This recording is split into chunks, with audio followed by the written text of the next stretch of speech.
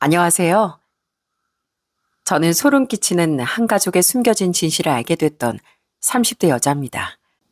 아무리 팔은 안으로 굽는다지만 잘못한 일이 있으면 호되게 꾸짖는 것도 가족이 아닌가요? 그런데 가족이 행한 잘못을 숨겨주는 것도 모자라 오히려 두둔한 뻔뻔한 사람들이 있었습니다. 그들의 농락에서 벗어났을 때 전 처참한 결말을 맞이한 그들을 볼 수 있었는데요. 지금 생각해봐도 소름 끼치는 그때의 이야기를 여러분들에게 털어놔 보려고 합니다. 전 30대 초반에 결혼을 했어요. 소개로 만났던 남편은 건축 검사원으로 일을 했고 결혼하고 1년 뒤엔 아들을 낳았습니다. 시댁은 그저 평범한 집안이었어요. 시부모님과 남편의 여동생인 시누이가 있는데 결혼 초반만 해도 여느 시댁과 다를 바 없는 그냥 그런 집이라고 생각을 했었습니다. 저희 집은 부모님과 제 남동생이 있어요. 부모님은 오랫동안 회사를 다니며 맞벌이를 하셨고 남동생은 대학을 졸업한 후에 좋은 기업에 들어가 사회생활을 했습니다. 특히나 남동생과 남편은 결혼 초반부터 사이가 참 좋았어요. 남편은 늘 남동생이 있었으면 좋겠다고 했었거든요. 그래서 그런지 정말 친동생처럼 남편은 저희 남동생을 챙겨줄 때가 많았답니다. 명절이면 항상 저희 집에 가선 남편이 아빠랑 남동생을 데리고서 술판을 벌이곤 했었고요. 자, 아버님, 한 잔 받으시죠? 제가 오늘 아버님이랑 한잔하려고 아끼고 아끼던 양주 가지고 왔거든요. 오늘은 아버님 일찍 주무시지 마시고 끝까지 저랑 같이 드시는 거예요. 그래, 알았네. 알았어. 임서방이 아끼는 양주까지 가져왔는데 내가 눈치가 보여서 어떻게 일찍 자겠어. 그래, 얼른 따라봐. 자, 받으시죠. 아, 그리고 우리 처남도 받아야지. 우리 처남 한 해 동안 열심히 일하느라 고생 많았지? 내년엔 꼭 승진도 하고 연봉도 팍팍 오르길 바랄게. 감사합니다, 매영. 매영이 저한테 조언도 많이 해주시고 자료 준비하는 것도 많이 도와줘서 제가 올해 진짜 편하게 보냈네요. 매영 아니었으면 저 이렇게 회사에 자리 잡지도 못했을 겁니다. 제가 늘 감사드리는 거 알죠? 아이, 뭘 그런 거 가지고. 당연히 우리 처남 일하는데 내가 기꺼이 도와줄 수 있지. 자, 아버님 처남, 우리 올해도 힘내봅시다. 짠! 그렇게 남편은 저희 집에서도 분위기를 주도할 정도로 적극적이고 활발한 사람이었어요. 원래 친정 분위기가 좀 차분하고 조용했는데 제가 결혼을 하면서부턴 정말 분위기도 밝아지고 좋아졌답니다. 저희 부모님도 그런 남편을 예뻐하고 좋아하셨습니다. 저 혼자만 아이 데리고 가면 항상 제 남편을 찾으시기도 했죠. 남편 또한 그런 저희 부모님을 정말 친부모님처럼 따르고 존경했습니다. 심지어 남편은 남동생이 결혼했을 때도 정말로 잘 챙겨줬어요. 올케는 너무 순하고 착한 사람이었는데 그런 올케가 출산했을 때도 남편은 출산 선물도 챙겨주며 정말 가족처럼 친하게 지냈습니다. 그런 남편을 보면서 저 역시 시댁에 잘하려고 노력을 참 많이 했어요. 시댁 식구들은 남편처럼 좀 활발한 성격이었습니다. 그러다 보니 평소에도 모임도 많으시고 약속도 정말 많으셨어요. 깜짝 놀랐던 일화 중 하나는 바로 명절에 일어난 일입니다. 사실 저희 집은 명절에 저희 가족들끼리만 소소하게 밥을 먹고 끝내는데 시댁은 아침부터 저녁까지 내내 손님들이 오시더라고요. 한 번은 좀 놀랄만한 손님도 찾아왔습니다. 첫 명절에 시댁에 갔더니 오후쯤에 누가 딱 시댁으로 인사를 왔더라고요. 좀 화려하게 생긴 여자였는데 누군가 했더니 그 여잔 신우의 친구였습니다. 어머니, 아버지, 저 왔어요. 어머나 세상에, 새이 왔니? 매번 이렇게 찾아오니 참 고맙구나. 그래, 부모님은 잘 계시지? 네, 잘 계세요.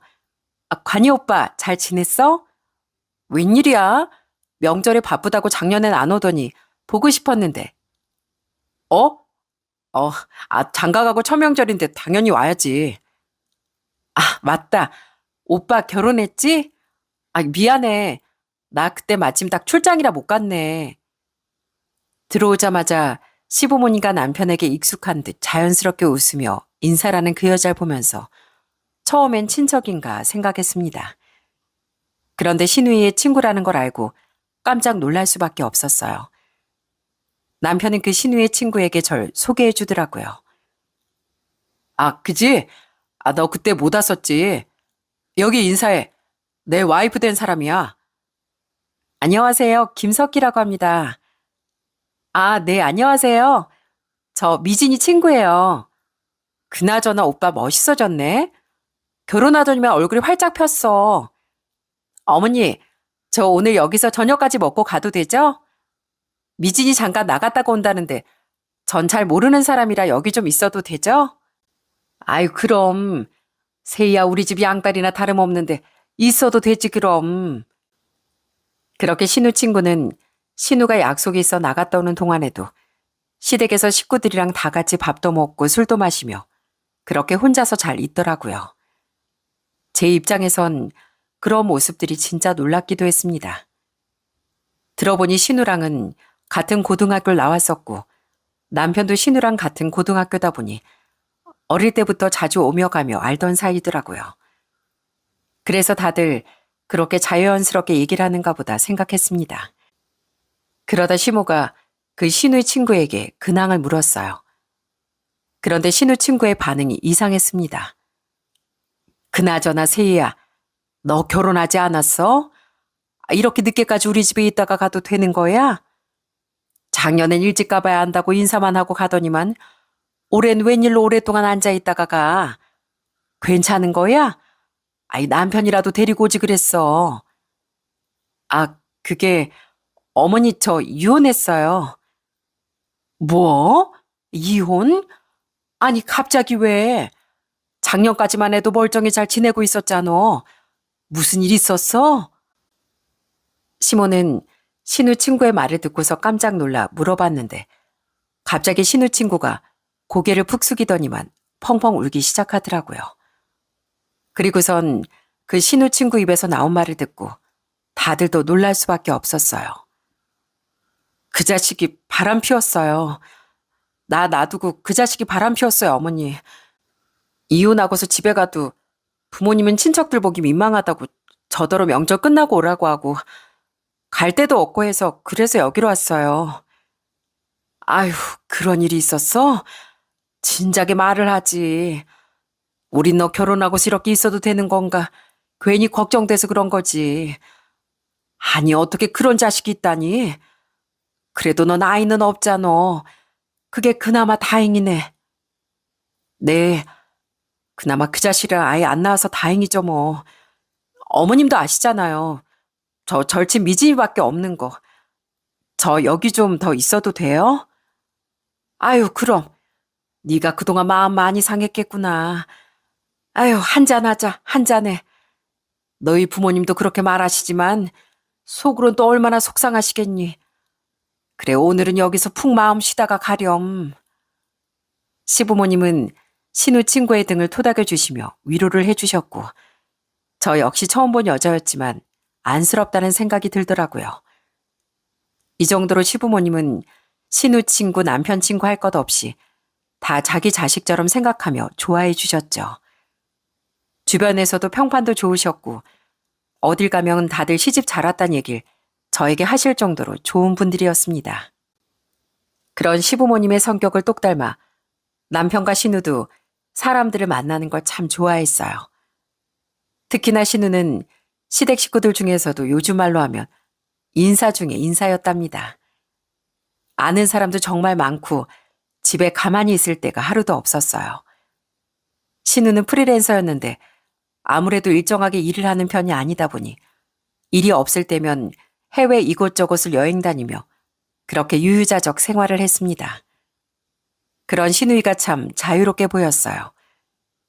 전 처음에 신우가 결혼에 대한 생각이 전혀 없는 줄 알았습니다.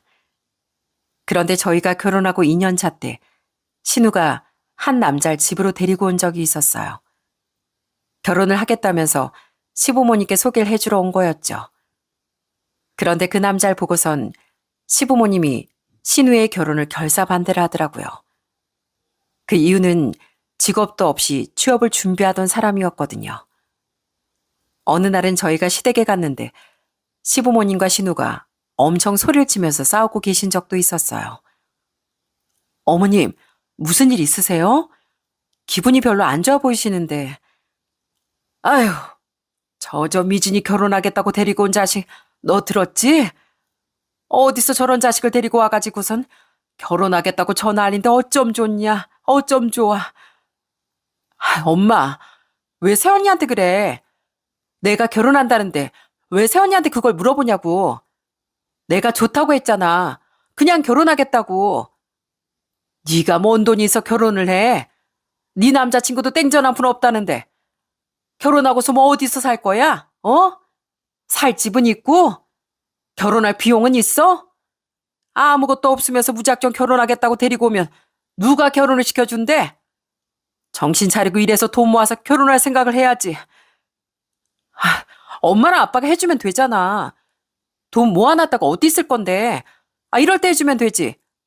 새언니, 엄마랑 아빠 좀 설득해줘요. 그렇게 한참을 시부모님과 신우가 싸우고 난 후에 결국 시부모님이 결혼을 시키기로 마음을 먹으면 또 금세 신우인 마음을 홀라당 받고 헤어져 버리더라고요. 그 일이 한 번도 아니고 여러 번 있다 보니 심지어 나중엔 시댁 식구들 그 누구도 신우의 결혼 통보를 아예 믿지도 않았죠.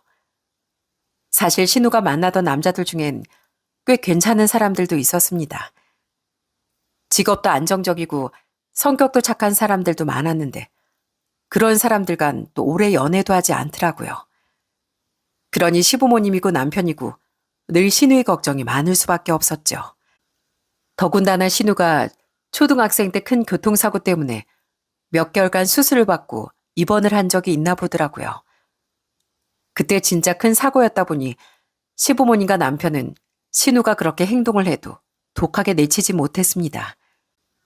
그러다 보니 신우는 그걸 알고 더 자기 멋대로 행동할 때가 많았고요. 한 번은 신우가 자기도 사업을 해보고 싶다며 대출을 받아달라고 저한테 연락이 온 적도 있었어요. 전 새언니한테 그렇게 당당하게 대출을 받아달라고 한다는 게 좀 황당하더라고요. 거기다가 집 대출금이며 애한테 들어가는 돈도 있고 생활비도 만만치 않은데 무려 5천만 원을 빌려달라고 하니 솔직히 부담스러울 수밖에 없었습니다. 그래서 신우한텐 정중히 거절을 했어요. 아가씨, 저희 생활비도 매달 고정비용이 많아서 아무래도 힘들 것 같아요. 저희가 여유라도 있으면 도와줄 수 있죠. 그렇지만 지금은 여유가 없어요. 언니, 저도 제 이름으로 대출 받고 싶은데 언니도 아시잖아요. 저 사대보험도 안 되는 프리랜서라는 거. 대출도 안 나오고 그래서 하는 수 없이 언니한테 부탁하는 건데 좀 안 될까요? 저 꼬박꼬박 돈 잘 갚을게요. 미안하지만 그건 힘들겠어요. 5천만 원이라는 게 사실 모으기도 힘든 돈이잖아요. 아가씨가 당장 급한 돈도 아니고 미안해요. 됐어요. 그래도 언니하고는 좀 말이 통할 줄 알았는데 됐다고요. 결국 신우는 제 거절에 마음이 상했는지 그때부턴 저와 좀 어색하게 지내기도 했습니다. 그래도 신우 나이가 30이 넘었는데 마치 철없는 10대 학생을 대하는 것처럼 느껴지더라고요. 그런데 한 결혼 6년차 때부턴 슬슬 시댁과의 갈등도 심해졌습니다. 처음엔 명절 갈등부터 시작이 됐어요. 그전까진 아이도 어리다 보니 제 손이 필요해서 명절 때 제가 음식을 장만하거나 일을 계속하지 못했거든요. 그러다 아이도 어느 정도 크고 나니 어머님께서 저한테 명절 준비를 다 맡기기 시작하더라고요. 문제는 며느리로서 대하는 게 아니라 슬슬 절 집안 잡부로서 대하는 모습이 보이는 거였습니다. 특히나 집에 손님이 누구라도 오면 당연하게 제가 심부름을 해야 되더라고요.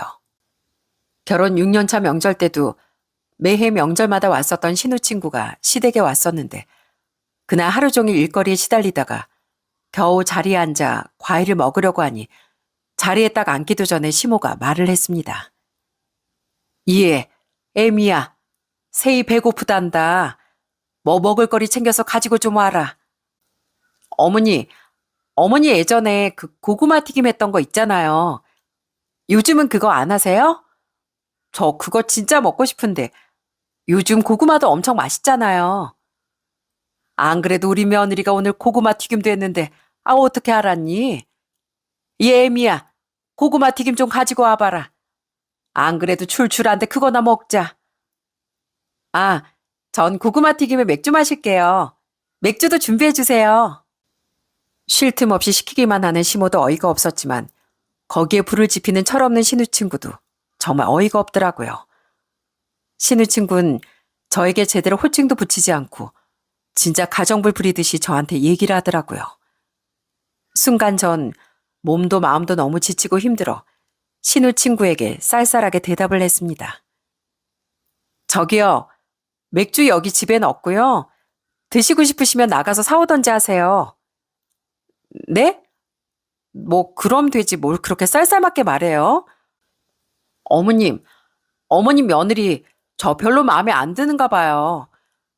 그래도 제가 어머님 더 오래 뵀는데 전 여기 딸이나 다름없잖아요. 어머니 며느리 좀 너무하신다. 아유 그래 애미야. 그래도 손님인데 너무 그러지 말어라. 세희야 네가 좀 이해해. 애미가 오늘 하루 종일 좀 고생을 했거든. 손님도 좀 많이 오고 그래서 지쳤을 거야. 맥주 마실 거니? 내가 가서 사오지 뭐. 아이, 아니에요 어머니. 제가 사와야죠. 근데 어머님이 평생 혼자서 그렇게 내내 명절 준비하시면서 한 번 저렇게 쌀쌀맞게 하신 적 없으신데 역시 며느리인가 봐요. 관이 오빠한테도 저러는 거 아니겠죠? 그러면서 여우같이 시모의 팔짱을 끼며 아양을 부리는데 정말 그 꼴을 보고 있자니 속에서 울분이 터져 나오더라고요. 전 결국 그날 집으로 돌아가는 길에 남편에게 불편함을 토로했습니다. 그런데 남편은 역시나 제 편이 아니더라고요. 아니, 아가씨 친구, 뭐야? 왜 매번 명절마다 찾아오는 건데? 저번에도 당신 팔짱 끼면서 막 술 사달라, 밥 사달라 하는 것도 모자라. 오늘은 날 아주 가정부 부리듯이 하던데? 진짜 너무 기가 막혔어, 정말. 뭘 그런 거 가지고 그래. 새인 우리 집에 진짜 막내딸이나 다름없어. 예전부터 그렇게 친하게 지냈다니까? 그리고 당신이 며느리니까 당연히 당신한테 이것저것 부탁할 수도 있지. 뭘 그렇게 까칠하게 굴어. 당신이 세희처럼 사근사근 애교 있게 엄마한테 그랬어 봐. 엄마가 세희 말고 당신을 더 예뻐했을 텐데. 당신은 그런 애교도 없잖아. 며느리가 못하는 거 다른 사람이 애교 부리면서 분위기 풀어주고 그러는데 고마워해야지 뭔 소리 하는 거야. 나 같았으면 고마워서 선물이라도 주겠다. 당신은 매번 그렇게 다 안 입고 보는 게 문제야. 사람이 좀 친하게 지낼 수도 있고 그렇지. 사소한 거 가지고 쪼잔하게 왜 그래. 기가 막힌 남편의 반응에 정말 전 할 말을 잃고 말았습니다. 아무리 친해도 내내 제 편을 들어주지 않는 모습을 보면서 너무 서운하더라고요. 그것뿐만이 아니었습니다. 남편은 점점 시간이 지날수록 제가 시댁에 마치 복종하길 바라는 것처럼 굴었어요. 그래도 결혼 초반엔 저희 집에도 잘했었는데 점점 친정에 방문하는 일이 줄어들었고 주말이면 내내 시댁에 가서 다 같이 모여 밥을 먹길 바랬습니다. 저는 직장도 다니고 아이도 돌봐야 하니 주말엔 오로지 쉬고 싶었는데 장남 맏며느리로서 어떻게 그럴 수 있냐며 절 책망하면서 늘 그렇게 시댁에 절 데리고 가곤 했어요. 제가 거부를 할 때마다 남편은 절 아주 못된 며느리 취급하며 대하곤 했고요. 남편뿐만이 아니라 시댁에서도 제가 맏며느리니 잘하는 게 당연하게 행동하셨죠. 그러면서 전 역시 시자는 시자구나는 생각을 참 많이 했습니다. 그러던 어느 날 신우이가 결혼도 안 하고 직장도 없이 간간히 일을 하고 있으니 시모가 걱정스러웠는지 한 번은 저한테 일자리를 혹시 알아봐 줄 수 있냐며 부탁을 하시더라고요. 사실 신우의 스펙 자체가 엄청 좋은 편이 아니다 보니 좋은 일자리를 알아보긴 어려웠거든요. 그래도 나름 정말 주변에 묻고 물어서 복지도 괜찮고 연봉도 나쁘지 않은 곳으로 소개를 해주게 되었어요. 친구네 아버지께서 하는 사업장이라 그래도 나쁘지 않을 거라 생각을 했습니다. 그런데 얼마 뒤 그 친구가 저한테 전화를 해왔더라고요. 그리고 친구의 말을 듣고서 전 머리끝부터 발끝까지 진짜 열이 화끈 달아오를 수밖에 없었어요. 야, 석희야. 나 솔직히 너 보고서 네 신우 일자리 마련해 준 거였거든. 근데 좀 해도 너무한다. 너 네 신우 어쩌고 회사 다니는지 알고 있어? 왜? 무슨 일 있어? 나한텐 별말 안 하던데 어머님도 열심히 회사 가는 것 같다고만 하시고 뭐 무슨 일이 있는 거야? 아니 글쎄 네 신우 이제 갓 들어왔는데 자기보다 어린 다른 여직원 어찌나 힘들게 하는지. 아휴 이번에 그 직원이 나간다고 해서 회사가 아주 난리가 났어. 그 직원이 일을 엄청 잘하거든. 아버지도 내 친구 신우라고 하니까 좋게 보신 거였는데 일 처리도 제대로 못하고 거래처랑은 자꾸 싸우려고만 들고 말이야. 내가 진짜 민망해가지고 너한테 말 안 하려고 하다가 그래도 넌 알고 있어야 할 것 같아서 말해주는 거야. 내일부터 나오지 말라고 하셨거든 아버지가. 아무튼 그렇게 알아. 근데 다음엔 다른 곳에 네가 신우 일자리 알아보면 안 되겠더라. 괜히 네 평판만 나빠지겠어. 친구의 말을 듣고서 얼마나 민망하고 미안하던지 내내 미안하다는 말밖에 할 수가 없었어요. 도대체 신우가 무슨 생각으로 그렇게 한 건지 너무 화가 나더라고요. 그런데 저보다 더 화가 나서 저한테 연락이 온 사람은 다름 아닌 시모였습니다. 저는 시모가 저한테 신우 때문에 미안하다고 사과를 하려고 하시는 줄 알았어요. 아니면 속상한 마음을 털어놓으시려고 하는 줄 알았습니다. 그런데 시모가 제가 딱 전화를 받자마자 하신 말이 뭔지 아시나요? 정말 기가 막히더라고요. 예, 넌 그 많은 일자리 중에 그런 곳을 어쩜 네 신우한테 소개를 해줄 생각을 하니? 네 신우가 오늘 출근하자마자 속상해가지고 와서 내내 방에 틀어박혀 울기만 한다. 회사에서 이유도 없이 나가랬다는데 어떻게 아직 한 달도 안 된 일 나가라고 그래? 네? 어머님, 이유가 없는 게 아니라요. 실은 아가씨가 거기 직원한테 좀 힘들게 했나 봐요. 요즘 그런 일 민감한 거 어머님도 아시잖아요. 들어보니까 아가씨가 오히려 이유 없이 그랬던 것 같은데 그냥 나오지 말라고 한 게 좋게 마무리된 거예요, 어머님. 뭐? 너는 어떻게 새언니라는 게 네 신우 편을 안 들고 남들 편을 들고 앉아 있어? 제가 오죽 속상하며 와서 밥도 안 먹고 저러고 있겠어. 너 제대로 된 거 소개해 준 거 맞아? 지금까지 혼자서 일하던 애가 사람들이랑 부딪히면서 일해야 되는데 당연히 갈등도 있겠지. 어디서 남들 말만 듣고서 그런 말을 함부로 해. 어머님 남들 말만 믿고 함부로 하는 게 아니라요. 저도 다 확인했어요. 그쪽에선 다른 쪽으로 처리하려고 한 거 겨우겨우 친구 아버님이 말리고 중재해서 마무리된 거라고요. 그만큼 심각했던 일인데 무슨 소리 하시는 거예요? 아유 됐다. 네가 이렇게 행동하는 거 보니까 넌 우리 가족이라고 생각도 안 하는 모양이구나. 어쩜 그렇게 남처럼 냉정하게 구는지 참. 네 뜻 잘 알겠다. 그러더니 전화를 확 끊어버리시는데 정말 너무 황당하고 어이가 없더라고요. 전후 사정은 다 따져보지 않고서 무작정 가족표만 든 건 어머님이시지 않나요? 자기 딸이 잘못한 게 있으면 혼도 내고 정신 차리게 해야 하는데 어쩜 그렇게 우쭈쭈 시누이만 감싸 안고 있으니 너무 황당하더라고요. 더더욱 황당했던 건 남편의 태도였습니다. 이 사실을 알고서 솔직히 전 남편이 절 이해해 줄 거라고 생각을 했어요. 그런데 남편은 더 기가 찬 반응을 보이더라고요. 아, 그러니까 왜 거길 소개해 줬어? 내가 알아서 괜찮은 곳 알아본다니까. 괜히 거기 가서 애만 상처받고 이게 뭐야? 당신 엄마한테도 엄청 따졌다면서? 에휴, 당장 엄마한테 전화해서 사과드려. 뭐? 나더러 사과하라고? 내가 왜 사과를 해? 내가 뭘 잘못했다고? 사과를 받아야 할 건 나야, 나. 난 다른 사람들한테 무슨 얘기 들었는지 몰라? 당신은 내 입장은 생각도 안 해? 아, 그러니까 왜 당신이 나서서 일자리를 구해주냐, 이 말이야. 미진이 마음 약하고 여린 거 몰라? 가족 사업하는 곳이면 당연히 지들끼리 똘똘 뭉쳐서 일하고 있을 텐데 거기서 얼마나 적응하기 힘들었겠어. 당신이 직장 알아봐 준다고 할 때부터 내가 알아봤어. 어쨌건 지금 이 사태는 당신 때문이니까 당신이 먼저 나서서 사과해. 미진이한테도 미안하다고 하고. 뭐? 지금 그럼 모든 게 다 내 잘못이다 이거야? 내가 뭐 일자리 구해주고 싶어서 구해줬어? 하도 닥달하니까 매일 얼굴 볼 때마다 좀 알아봐달라 그러니까 나도 어쩔 수 없이 여기저기 수소문해서 알아봤던 거잖아. 옆에서 뻔히 그 과정 다 봤으면서 아휴, 어떻게 당신은 그런 말을 해? 당신이 한 번이라도 나서서 동생 일자리 알아봐 준 적 있어? 그런 적도 없으면서 뭘 그렇게 말하냐고. 난 절대 사과 안 해. 아니, 내가 잘못한 것도 없는데 왜 내가 하냐고. 그래, 마음대로 해, 마음대로. 하여간 사회생활도 제대로 못하는 사람이 뭘 알겠어?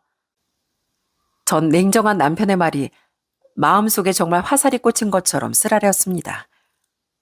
어떻게 평생을 믿고 살아야 하는 남편이 이런 말을 자기 멋대로 할 수 있는지 정말 너무 서운하더라고요.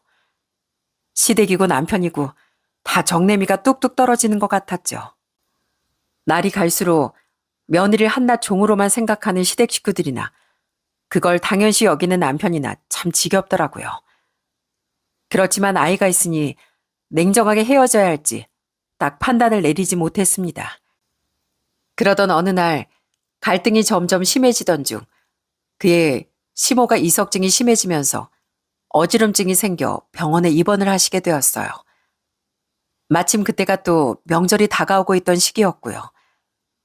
그런데 남편이 명절이 슬슬 다가오면서 저한테 뜬금없는 통보를 하더라고요.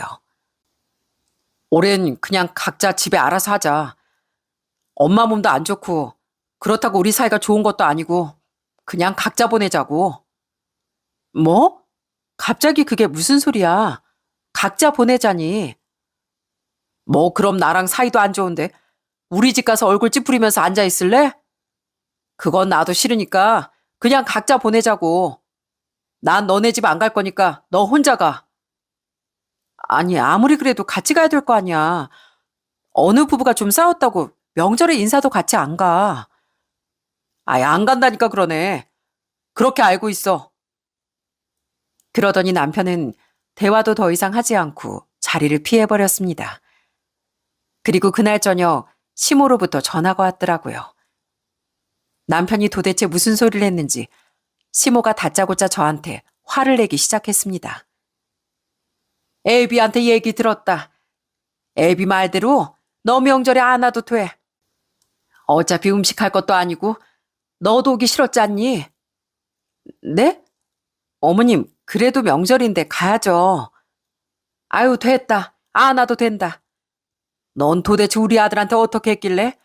그 착한 아들이 처가에도 안 간다 그러고 집에도 혼자 온다고 그러니? 됐다. 나 우리 아들이 자존심도 많이 상한 것 같은데 이런 상태에서 네 얼굴 보고 싶지 않구나. 옛날 같았으면 지혜비를 하늘처럼 떠받들었을 텐데. 아휴, 나도 기분 나쁘니까 너도 그냥 올 생각하지 마. 그렇게 시몬은 일방적으로 전화를 끊어버렸어요. 그 말을 듣고서 전 너무 황당하더라고요. 결국 전 저 혼자 친정에 가기로 했습니다. 그런데 남동생이 얘기를 했더니 오랜만에 저희 식구들끼리만 여행을 가자고 말하더라고요. 부모님께서는 이미 몇 해 전부터 여행을 한번 가보자고 했는데 저도 시댁에 가야 하고 올케도 친정에 가야 하니 시도를 못했었거든요. 그런데 딱 그 해에 올케네 부모님이 따로 여행을 가시게 되면서 마침 딱 좋은 기회가 된 거였죠. 그렇게 저희 명절에 제주도 여행을 계획하게 되었어요. 마침 남동생 친구가 제주도 애월 쪽에 별장처럼 세컨하우스가 있었는데 거기서 지낼 수 있게 되어 숙소도 다 준비할 수 있었답니다. 사실 남편과 사이도 좋지 않고 시모와의 트러블도 점점 깊어지니 속이 좀 심란하긴 했지만 이번 기회에 머리를 좀 식히고 와야 되겠다고 생각했습니다. 그러다 비행기표가 좀 엇갈리게 되었어요. 아무래도 명절 연휴다 보니 비행기표 구하는 게 정말 하늘의 별 따기였습니다. 진짜 겨우겨우 오전 오후 나눠 비행기표를 구하게 되었고 결국 그날 오전 남동생 내가 먼저 제주도로 향하고 전 부모님을 모시고 오후 1시 비행기로 가기로 했었죠. 그런데 그날 먼저 제주도에 도착했던 남동생에게서 도착하자마자 전화가 왔더라고요. 그래. 도착했어? 거기 날씨는 어때? 괜찮아? 누나, 괜찮아. 우린 잘 도착했지. 근데 혹시 매형네 식구들도 여기 제주도 오기로 했어? 누나가 말했어? 그게 무슨 소리야? 아니, 나 아까 공항에 도착했는데 멀리서 매형이랑 식구들이 딱 지나가더라니까? 그래서 인사하려고 갔는데 그냥 바로 공항을 나가더라고. 전화해볼까 하다가 왠지 누나한테 먼저 연락해봐야 될 것 같아서 전화했는데 누나 몰랐어? 그때 순간적으로 든 생각이 있었습니다. 뭔가 느낌이 쎄하고 이상하더라고요. 그래서 전 남동생에게 물었죠. 성준아, 혹시 우리 시댁 식구들 말고 다른 일행은 없었어? 아, 맞다. 한 명은 나도 처음 보는 사람이었는데 모르는 여자분 한 명이랑 같이 얘기 나누면서 가던데. 성준아, 저 미안한데 누나 갈 때까지 이 사실 네 매형한테 말하지 말고 네가 좀 미행해 줄 수 있겠어? 네 매형 벌써 나가버렸니? 아니, 보니까 차 렌트하러 가려는 것 같던데. 일단 알았어, 누나. 내가 얼른 쫓아가 볼게. 그때부터 제 심장은 정말 터질 듯이 뛰기 시작했습니다. 솔직히 속으론 제발 아니길 빌고 빌었어요. 그렇지만 여러분들도 아시다시피 여자의 촉이 정말 무섭지 않습니까? 그 가족들 사이에 낀 여잔 딱 한 명밖에 없을 것 같다는 생각이 들더라고요. 그렇게 시간이 흘러 전 부랴부랴 부모님을 모시고 비행기를 탔어요. 그리고 바로 남동생에게 전화를 했죠. 성준아, 지금 어디쯤이야? 아직도 돌아다니고 있어? 어, 아마 숙소 체크인이 3시라 그런가 여기저기 가는 것 같아. 일단 내가 주소 보내줄 테니까 누나 여기로 빨리 와봐. 알았어. 일단 내가 거기로 바로 갈 테니까 만약에 다른 곳에 가면 다시 얘기해줘. 전 남동생이 보내준 주소지로 바로 향했습니다. 도착을 해보니 제주도에서도 갈치조림으로 유명한 식당이더군요. 그렇게 아프다던 시모까지 다 대동을 해서 가족끼리 여행을 왔다는 것도 기가 찼지만 거기에 떡하니 불청객이 끼어 있다는 게 더욱더 기가 막히더라고요. 전 도착을 하고서 부모님께는 차에 잠시만 기다려달라고 얘기를 하고서 바로 그 식당 안으로 들어갔어요. 들어가기 전에 남동생에게 부모님과 함께 있어달라고 부탁을 했고요. 그리고 식당 안으로 들어갔을 땐 역시나 제 예상이 맞더라고요. 그 자리에 있었던 건 시댁 식구들뿐 아니라 바로 그 여자, 그러니까 신우의 친구가 떡하니 자리에 앉아 있었어요. 마침 또 남편이 옆에서 다정하게 갈치갓을 발라주며 입에다 넣어주고 있는데 진짜 어이가 없어서 웃음이 다 나더라고요. 전 그 모습을 보고서 바로 소리를 쳤습니다. 야, 임관이, 너 지금 여기서 뭐하니? 여보, 아니, 여긴 어떻게... 가족들이 아주 똘똘 뭉쳐서 불륜 저지르라고 상까지 차려줬니? 지금 여기서 뭐하는 짓거리야? 아니, 여보, 그게 아니라 그냥... 그런데 그 와중에도 시부모는 아예 제 얼굴도 보지도 않고 가만히 앉아만 있더라고요. 당황한 건 남편뿐이었습니다. 그런 남편의 팔짱을 끼면서 제 불난 마음에 기름을 확 뿌린 건 바로 신우의 친구 상간녀였어요. 괜찮아, 오빠. 그냥 가족끼리 놀러 온 건데 뭘 그렇게 당황해? 저기요. 어차피 그쪽은 시댁이랑 여행 가는 거 싫으시잖아요. 전 어머님, 아버님 모시고서 여행 가는 거 좋아서 온 건데 왜 그쪽이 그렇게 난리예요? 보아하니 그쪽도 여기 여행 오신 것 같은데 그냥 각자 알아서 여행하고 즐겁게 가자고요. 왜 여기까지 따라와 난리야? 그지, 오빠? 뭐? 야, 어디서 더러운 짓거리 하고 돌아다니면서 뻔뻔하게 얼굴을 쳐들고 말해. 남의 남편 꼬드기니까 신나니? 아, 참, 제가 뭘 신난다고 했나요? 말 맞다나 그쪽은 어머님, 아버님하고도 잘 못 지내고 오빠하고도 잘 못 지내는데 오죽하면 제가 이렇게 나섰겠어요. 안 그래요? 너 말 다 했어? 어디서 건방지게 상간녀 주제 입을 털어? 그 입 안 다물어? 당신 지금 뭐 하자는 거야? 지금까지 그럼 상간녀를 집에 끌어다 들인 거였어? 나한텐 친한 딸이다. 나한테 친동생 같은 존재다 어쩌고 했던 게 다 날 농락했던 거냐고. 어떻게 당신이 그럴 수가 있어? 어떻게 자식도 있는 사람이 그따위 행동을 할 수가 있냐고. 그러자 가만히 있던 시모가 갑자기 일어나 절 향해 화를 내기 시작하더군요. 네가 오죽 못하면, 네가 오죽 못했으면 우리 착한 아들이 다른 여자 만날까? 네 잘못이라고는 한 번도 생각 안 하는구나. 저 착한 아들이 어떻게 본처 자식 두고 딴 마음을 품었겠어. 오죽했으면, 오죽 네가 못했으면 그랬겠냐고. 그러기에 애초에 네가 잘했어야지. 애초에 네가 잘했으면 이런 일이 있었겠어? 네가 못했으니까 그랬겠지. 뭐라고요? 어머님, 어떻게 그런 소리를 하세요? 제가 여태껏 뭘 못했는데요. 명절이면 꼬박꼬박 가서 음식 하나부터 열까지 다 해. 주말마다 시댁 가서 저녁상 차려. 직장 다니면서 돈도 버는데 집안일도 혼자서 다 해. 제가 대체 뭘 못해서 그러시냐고요?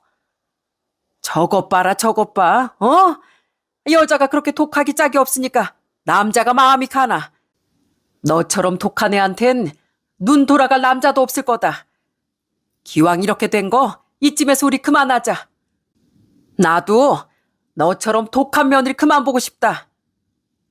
그때였습니다. 갑자기 뒤쪽에서 누군가 쿵쿵쿵 걸어오더니 테이블 위에 있던 갈치구이를 잡아 그대로 그 사람들에게 날려버리더군요. 갈치를 날린 그 사람은 다름 아닌 저희 엄마였습니다. 사부인, 지금 도대체 이게 뭐 하는 겁니까? 어떻게 이런 소름 끼친 일을 벌일 수가 있어요? 아이고 참, 재수옴부터네 정말. 아니 왜요? 보면 모르시겠어요? 저희 새며느리 될 사람이랑 같이 밥 먹고 있습니다. 뭐 문제 있습니까? 사람이 마음이 떠나면 헤어지는 게 당연한 거지. 요즘 세상에 누가 정 때문에 살아요? 뭐라고요? 지금 이 상황이면 무릎을 꿇고 빌고 빌어도 모자랄 판에 어디서 당당하게 그따위 소리를 해요? 내가 정말 당신들 가만히 안 둬. 그러더니 엄만 내동댕이 쳐진 갈치를 다시 잡고선 시댁 식구들을 향해 휘둘렀습니다. 그러자 남편이 벌벌 떨면서 저희 엄마를 붙잡고 말리기 시작했어요. 장모님, 그게 아니고요. 자네, 내가 자네 지금껏 얼마나 예뻐했는데 자네가 어떻게 우리한테 이러는가? 자네 힘들 때 우리가 어떻게 해줬는데 어떻게 자네가 우리 뒤통수 이딴 식으로 쳐? 장모님, 정말 죄송합니다. 정말 죄송해요. 남편은 엄마에게 내내 죄송하다며 사과를 했고 시부 역시 고개도 들지 못하더라고요. 그런데 그 와중에도 시누이와 그 상간녀 그리고 시모는 꿋꿋하게 고개를 빳빳이 들면서 저희를 노려보더라고요. 그 모습이 아주 꼴보기도 싫었습니다. 전 결국 화를 참지 못하고 상간녀의 머리채를 붙잡았어요. 야, 여우 같은 게 어디서 남의 가정을 파탄내? 내가 너 가만둘 줄 알아? 끝까지 내가 너 부셔버릴 거야. 끝까지 쫓아가서 부셔버릴 거라고. 아! 이것 좀 놔요. 그렇게 남편 관리 똑바로 했어야지. 시댁에도 잘하지 못하면서 어디서 큰 소리야. 시댁 식구들 다 마음 돌린 거 창피하게 생각해야지.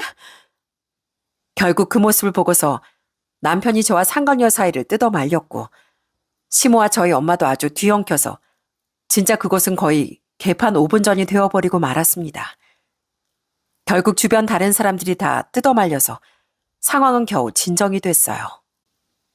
사실 남의 영업장에서 그러는 건 정말 실례이고 잘못된 행동이었지만 솔직히 그땐 눈에 뵈는 게 없더라고요. 천만 다행이라면 식사 시간이 꽤 지나다 보니 손님들이 거의 없었고 그 식당 주인분께서도 오히려 제 입장에서 화를 내시며 제 편을 들어주셨다는 거였습니다. 그렇게 진정의 자리에 앉고 나서 남편은 모든 사실을 시인했고 전 그 말들을 싹 다 녹음을 했습니다. 그리고 전 그 자리를 나가면서 냉정하게 얘기를 했죠. 너 정말 두고 봐. 너 언젠간 천벌받을 거야. 알았어? 가족 버리고 뒤통수 친 너 같은 인간은 꼭 천벌받을 거니까 두고 보라고. 여보, 미안해, 정말. 그리고 너, 남의 가정 깨뜨리고 잘못한 줄도 모르고 뻔뻔한 너 역시 벌 받을 거야. 그 벌 제발 달게 받아라. 그렇게 전 그곳을 나왔습니다. 부모님 모두 충격에 휩싸였고 저 역시 정신을 차리기도 힘들었지만 무너질 수 없었어요. 제주도 여행은 결국 엉망으로 끝이 나고 말았습니다. 그 뒤로 전 다시 돌아와 바로 이혼 소송을 진행했어요. 당연히 남편에게 유책 사유가 있었으니 소송은 수월하게 마무리될 수 있었고요. 재산 분할도 하고 양육권은 제가 가지고 올 수 있었답니다. 상간녀 소송도 진행했는데 상간녀가 워낙 뻔뻔하고 자기 잘못을 모르다 보니 생각보다 위자료도 잘 받을 수 있었습니다. 끝까지 그 상간녀는 지 잘못을 인정하지도 않더라고요. 그게 자기한테 독이 될 거란 생각조차 못했던 것 같고요. 그만큼 머리가 비어 있으니 불륜을 저질렀겠죠. 그 후 저와 이혼을 하고서 얼마 지나지 않아 남편은 상간녀와 살림을 합친 모양이었습니다. 그런데 얼마 지나지 않아 저한테 모르는 번호로 전화가 오더라고요. 그건 바로 상간녀였죠. 뭐야, 뭔 뻔뻔함으로 나한테 전화를 해? 그쪽 알고서 이런 거죠? 알고서 일부러 나한테 남편 떠넘긴 거 맞죠? 뭔 헛소리야. 야, 내가 뭘 떠넘겨? 네가 저지른 일 아직도 기억 안 나니? 머리가 붕어야 뭐야? 맞잖아요. 이 사람 몸에서 냄새가 얼마나 나는지 알아요? 집에서 잘 씻지도 않고 일주일에 겨우 팬티를 2번만 갈아입는다고요. 그거 다 알고서 일부러 사이 안 좋아진 거죠? 그죠? 신우인 빌려준 돈 돌려주지도 않고 시무한 사람은 가족인데 뭐 어쩌냐고 모르는 척하고 이거 그쪽 다 알면서 나한테 떠넘긴 거잖아요. 이제 어쩔 거예요. 야, 너 아직도 모르겠니? 그 남자 선택한 건 너야, 너. 상간녀 꼬리표까지 달아가면서 그따위 남자 선택한 게 너라고. 그걸 왜 나한테 물어? 그렇게 헛소리 짓거릴 시간 있으면 네 그 귀한 네 남자 씻겨주기라도 해라. 난 더 이상 니들 그 더러운 걸 듣고 싶지도 않거든?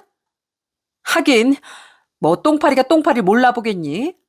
네가 딱 알아보고 골라간 거지. 너도 똑같으니까 나한테 이러지 말고 거울이나 보고 반성해. 그렇게 전 상간녀의 전화를 끊어버렸습니다. 진짜 어이없고 웃기는 여자 아닌가요? 본인이 다 선택해놓고 남 탓을 하다니 정말 기가 막힐 뿐이었습니다.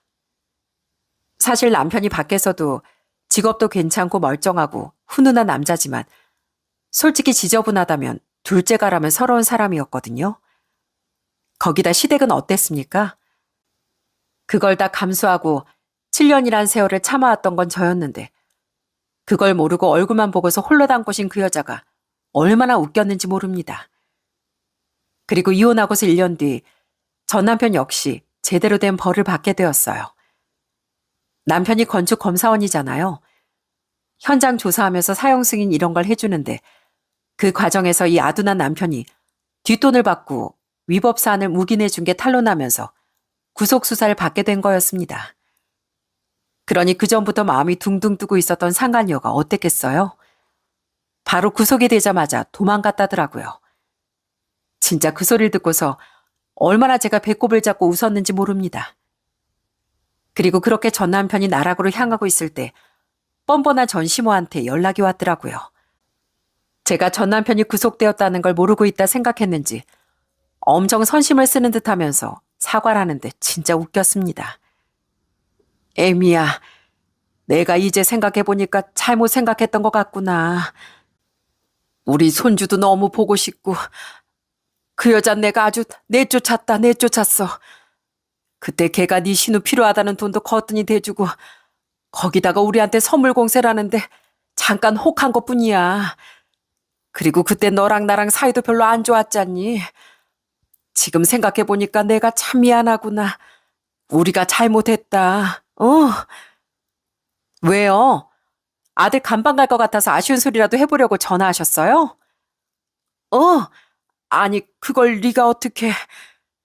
그 도망간 상간녀가 저한테 말하던데요. 옥바라 차고 싶지 않다고. 안 그래도 더러워서 정 털리고 있었는데 잘 됐다면서요. 나한테 미안하다고 전화 왔던데요.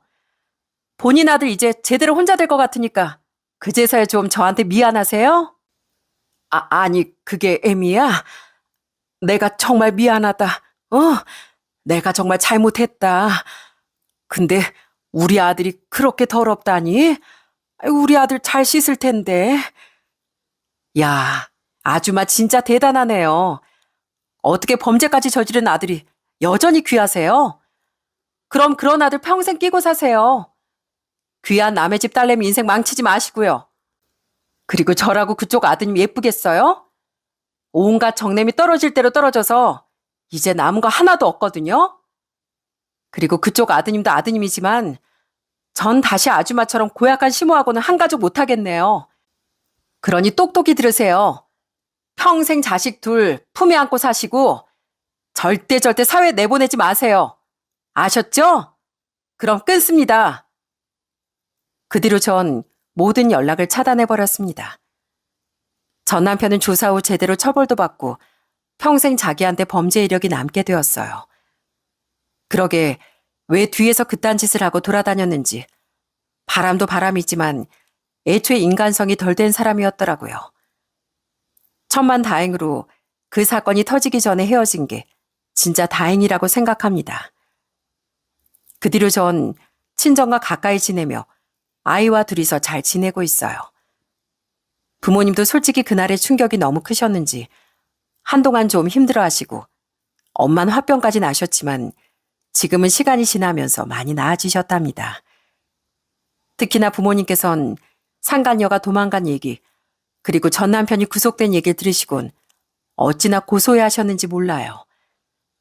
남동생과 올케도 종종 와서 저희 애와 같이 잘 놀아주고 저도 많이 도와준답니다.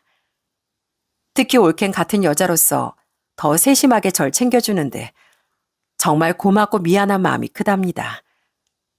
저도 한땐 어느 집안 며느리였잖아요. 올케가 저희 집의 며느리로서 얼마나 노력하고 애쓰고 있는지 알고 있기에 전 올케를 더 많이 챙기려고 노력하고 있습니다.